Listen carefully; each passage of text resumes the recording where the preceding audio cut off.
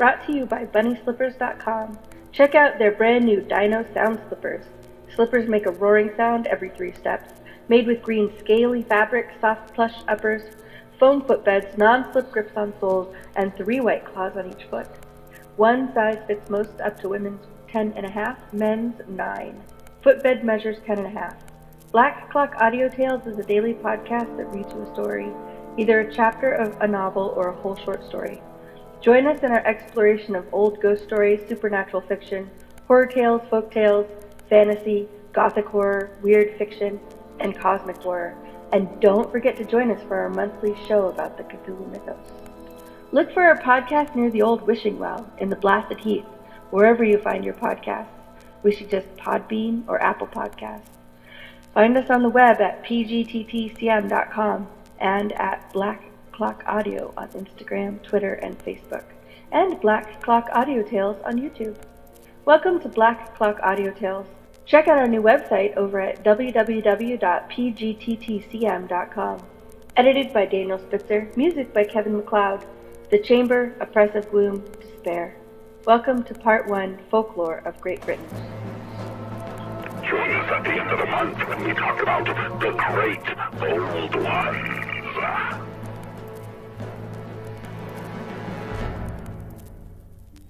Chapter 10 of Welsh Fairy Tales. Recording by James Lapine. Welsh Fairy Tales by William Elliot Griffiths. Chapter 10. The Maiden of the Green Forest. Many a palace lies under the waves that wash the Comric land, for the sea has swallowed up more than one village, and even cities. When Welsh fairies yield to their mortal lovers and consent to become their wives, it is always on some condition or promise. Sometimes there are several of these, which the fairy ladies compel their mortal lovers to pledge them, before they agree to become wives. A prince named Bentley, of the Powys region, found this out to his grief, for he always supposed that wives could be had simply for the asking. All that a man need to say to the girl whom he took a fancy was this: "Come along with me, and be my bride." And then she would say, "Thank you, I'll come," and the two would trot off together. This was the man's notion. Now Bentley was a wicked old fellow. He was already married, but wrinkles had gathered on his wife's face. She had a faded, washed-out look, and her hair was thinning out. She would never be young again, and he was tired of her. He wanted a mate with fresh, rosy cheeks and long, thick hair. He was quite ready to fall in love with such a maiden, whenever his eyes should light upon her. One day he went out hunting in the Green Forest. While he was waiting for a wild boar to rush out, there rode past him a young woman whose beauty was dizzying.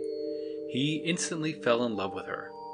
The next day, while on horseback, at the same opening in the forest, the same maiden reappeared, but it was only for a moment, and then she vanished. Again on the third day, the prince rode out to the appointed place, and again the vision of beauty was there. He rode up to her, and begged her to come live with him at his palace. "I'll come and be your wedded wife on 3 conditions. You must put away the wife you have now. You must permit me to leave you, one night every 7, without following after or spying upon me, and you must not ask me where I go or what I do. Swear to me that you will do these 3 things. Then, if you keep your promises unbroken, my beauty shall never change. No, not until the tall vegetable flag reeds wave, and the long green rushes grow in your hall."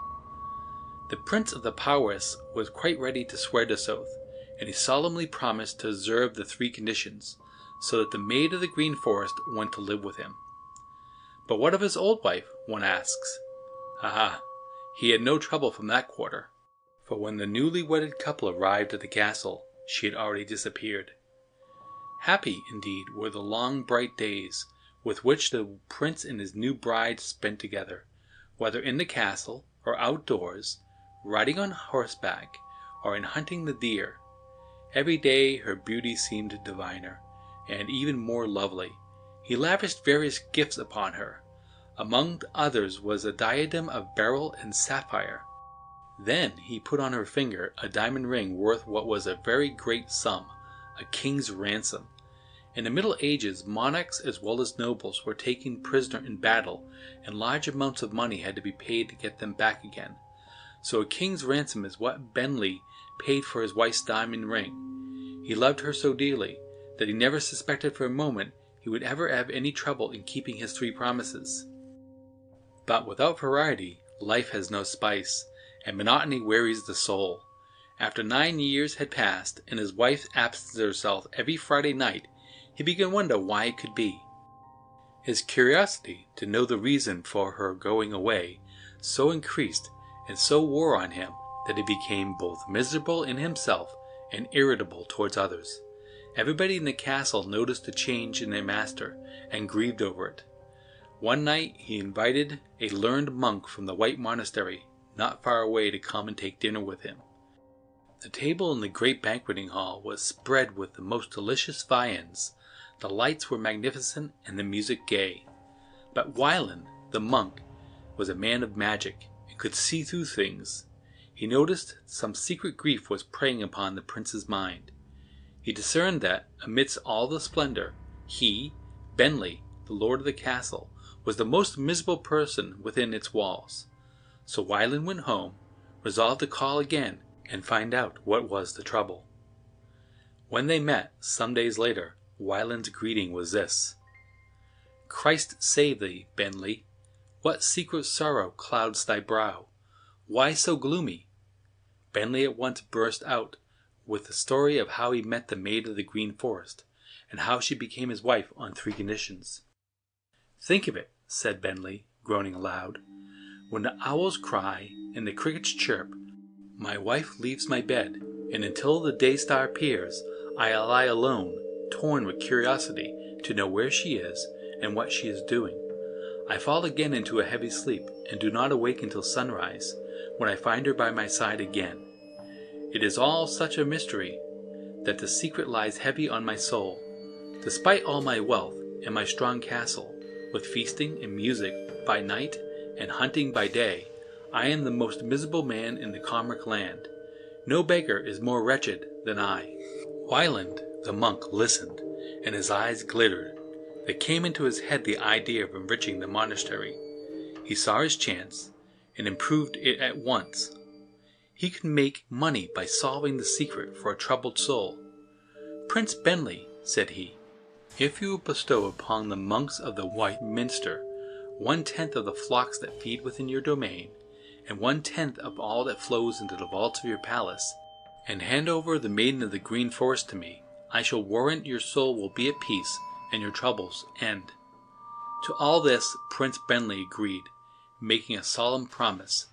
Then the monk Wyland took his book, leather bound and kept shut by means of metal clasps, and hid himself in the cranny of a rock near the giant's cave, from which there is entrance down into fairyland. He had not long to wait, for soon, with a crown on her head, a lady, royally arrayed, passed out of the silvery moonlight into the dark cave. It was none other than the Maiden of the Green Forest.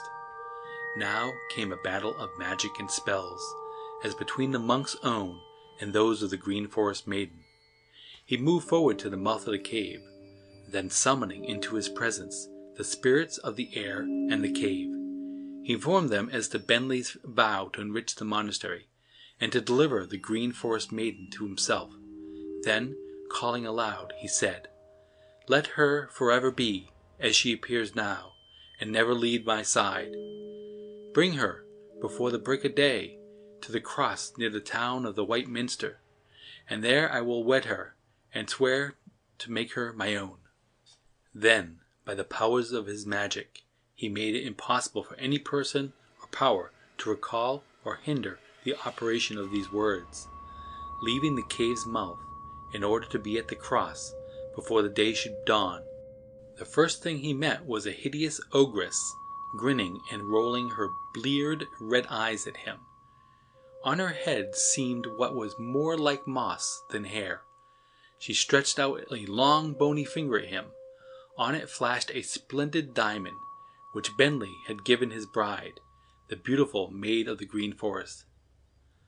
"Take me to thy bosom, monk Wyland," she shrieked.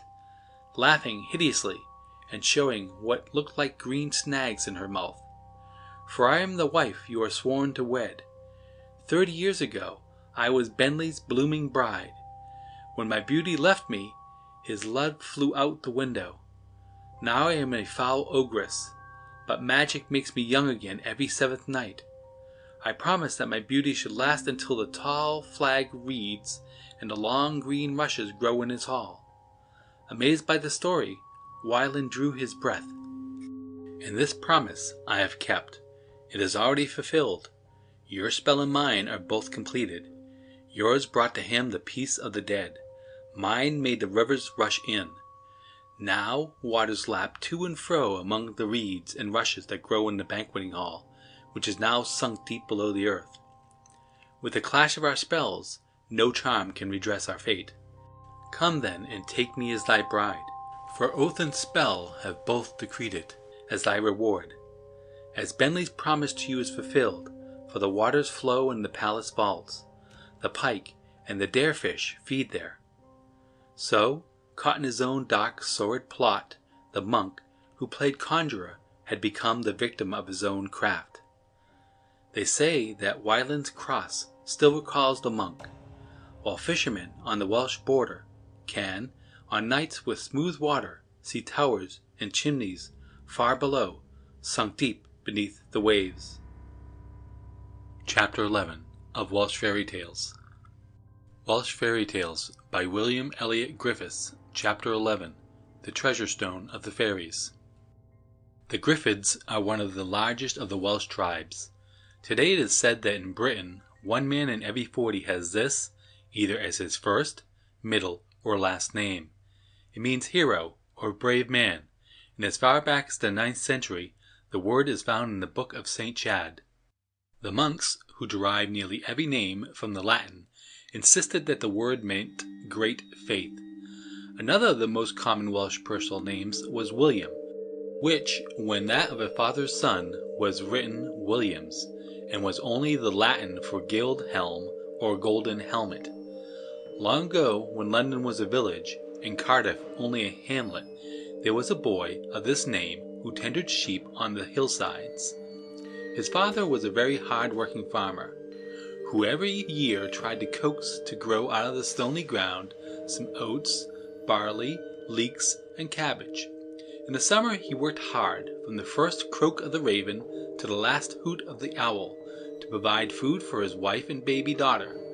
When his boy was born, he took him to church to be christened Griffid, but everybody called him Gruff. In time, several little sisters came to keep the boy company. His mother always kept her cottage, which was painted pink, very neat and pretty, with vines covering the outside, while flowers bloomed indoors. These were set in pots and on shelves near the lattice windows. They seemed to grow finely because so good a woman loved them. The copper door sill was bright, and the broad borders on the clay floor along the walls were always fresh with whitewash. The pewter dishes on the sideboard shone as if they were moons, and the china cats on the mantelpiece in the silver luster reflected both sun and candlelight. Daddy often declared he could use these polished metal plates for a mirror when he shaved his face. Puss, the pet, was always happy purring away on the hearth, as the kettle boiled to make the flummery of sour oat jelly which Daddy loved so well. Mother Griffid was always so neat with her black and white striped apron, her high-peaked hat with its scalloped lace and quilled fastening around her chin, her little short shawl with its pointed long tips tied in a bow, and her bright red plaid petticoat folded back from her frock. Her snowy white, rolling collar and neckcloth knotted at the top, and fringed at the ends, added fine touches to her picturesque costume. In fact, young Griffid was proud of his mother, and he loved her dearly. He thought no woman could be quite as sweet as she was. Once, at the end of the day, on coming back home from the hills, the boy met some lovely children. They were dressed in a very fine clothes, and had elegant manners. They came up, smiled, and invited him to play with them. He joined in their sports, and was too much interested to take note of time. He kept on playing with them until it was pitch dark. Among other games which he enjoyed had been that of the king and his counting house, counting out his money, and the queen in her kitchen eating bread and honey, and the girl hanging out clothes, and the saucy blackbird that snipped off her nose. In playing these, the children had aprons full of what seemed to be real coins, the size of crowns or 5-shilling pieces, each worth $1.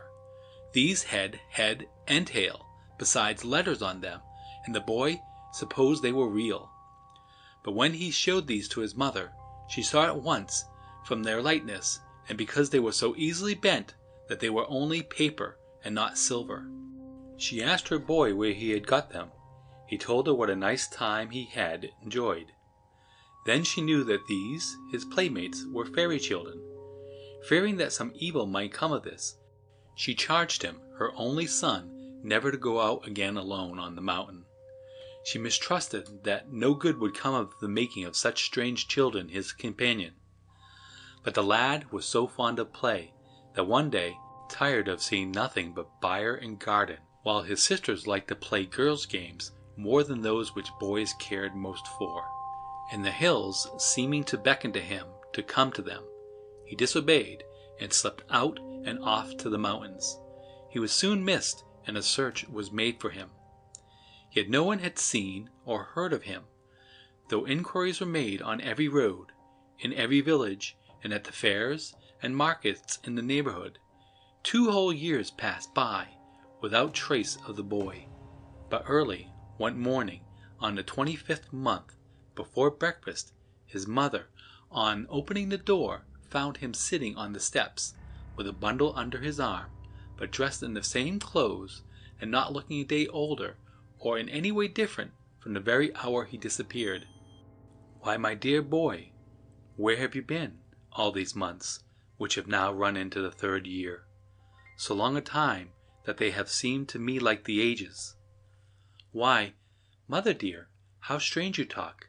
I left here yesterday, to go out and to play with the children on the hills, and we have had a lovely time. See what pretty clothes they have given me for a present." Then he opened his bundle. But when she tore open the package, the mother was all the more sure that she was right, and that her fears had been justified. In it she found only a dress of white paper. Examining it carefully, she could see neither seam nor stitches. She threw it in the fire, and again warned her son against the fairy children. But pretty soon, after a great calamity had come upon them, both father and mother changed their mind about the fairies. They had put all their savings into the venture of a ship, which had for a long time made trading voyages from Cardiff. Every year it came back bringing great profit to the owners and shareholders. In this way, Daddy was able to eke out his income, and keep himself, his wife and daughters comfortably clothed, while all the time the table was well supplied with good food. Nor did they ever turn from their door anyone who asked for bread and cheese. But in the same month of the boy's return, bad news came that the good ship had gone down in a storm. All aboard had perished, and the cargo was totally lost in the deep sea, far from land. In fact, no word except that of the dire disaster had come to hand. Now it was tradition, as old as the days of King Arthur, that on a certain hill a great boulder could be seen, which was quite different from any other kind of rock to be found within miles. It was partially embedded in the earth, and beneath it lay a great, yes, an untold treasure. The grass grew luxuriantly around this stone, and the sheep loved to rest at noon in its shadow. Many men tried to lift or to pry it up, but in vain. Tradition, unaltered and unbroken for centuries, was to the effect that none but a very good man could ever budge the stone. Any and all unworthy men might dig or pull or pry until doomsday, but in vain. Till the right one came, the treasure was safe as if in heaven. But the boy's father and mother were now very poor, and his sisters, now grown up, wanted pretty clothes so badly that the lad hoped he or his father might be the deserving one. He would help him win the treasure, for he felt sure that his parent would share his gains with all his friends. Though his neighbors were not told of the generous intentions credited to the boy's father by his loving son, they all came with horses, ropes, crowbars, and tackle to help in the enterprise. Yet after many a long day's toil between the sun's rising and setting, their end was failure. Every day, when darkness came on, the stone lay there still, as hard and fast as ever, so they gave up the task. On the final night, the lad saw the father and mother, who were great lovers, were holding each other's hands, while their tears flowed together, and they were praying for patience. Seeing this, before he fell asleep, the boy resolved that on the morrow he would go up to the mountains and talk to his fairy friends about the matter. So in the early morning he hurried to the hilltops, going into one of the caves, met the fairies and told them his troubles. Then he asked them to give them some of their money. "Not this time, but something better. Under the great rock there are treasures waiting for you." "Oh, don't send me there, for all the men and horses of our parish, after working a week, had been unable to budge the stone." "We know that," answered the principal fairy, "but do not try to move it. Then you will see what is certain to happen." Going home to tell what he heard, his parents had a hearty laugh at the idea of a boy succeeding where men, with a united strength of many horses and oxen, had failed. Yet, after brooding a while, they were so dejected that anything seemed reasonable. So they said, "Go ahead and try it." Returning to the mountain, the fairies, in a band, went with him to the great rock. One touch of his hand, and the mighty boulder trembled, like an aspen leaf in the breeze. A shove, and the rock rolled down from the hill and crashed in the valley below. There, underneath, were little heaps of gold and silver, which the boy carried home to his parents, who became the richest people in the country round about. End of chapter. This recording is in the public domain.